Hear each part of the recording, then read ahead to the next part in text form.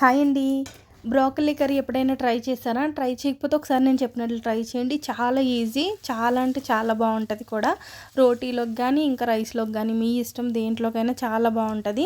అయితే ఒక ఆనియన్, పచ్చిమిర్చి, కొంచెం ఆయిల్ ఏసుకొని మగ్గిన తర్వాత దాంట్లోనే బంగాళదుంపలు, క్యారెట్లు వేస్తాను. ఇవి కూడా కొంచెం మగ్గనివ్వాలి. ఎందుకంటే బ్రోకలీ మనకి కొంచెం పచ్చిగా ఉండాలి. బంగాళదుంపలు కొంచెం సాఫ్ట్ అయితే బావుంటాయి కాబట్టి ముందు వీటిల్నేసి మగ్గిన తర్వాత అప్పుడు బ్రోకలీ కూడా వేస్తాను. బ్రోకలీ వేసిన తర్వాత అది కూడా కొంచెం మగ్గిన తర్వాత ఒక టమాటో కూడా స్లైసెస్ కింద కోసుకొని వేసేస్తాననమాట. వీటిలన్నిటిని కూడా సిమ్‌లోనే మగ్గనివ్వాలి. కొంచెం బాగా బాయిల్ అయిన తర్వాత ఉప్పు, పసుపు, కారం, ధనియాల పొడి ఇవన్నీ ఏసేసి బాగా వేగనిచ్చి సిమ్‌లో పెట్టాలి. సిమ్‌లో పెట్టి కొంచెం ఆ మసాలాలన్నీ కూడా వీటికి పట్టేదాకా ఉంచుకుంటే సాఫ్ట్‌గా చాలా అంటే చాలా బావుంటది. ఒక్కసారి ట్రై చేసి చూడండి. డెఫినెట్‌గా నచ్చుద్ది. ఈ వీడియో గనుక నచ్చితే లైక్ చేసి, షేర్ చేసి ప్లీజ్ సబ్స్క్రైబ్ మాత్రం చేసుకోండి.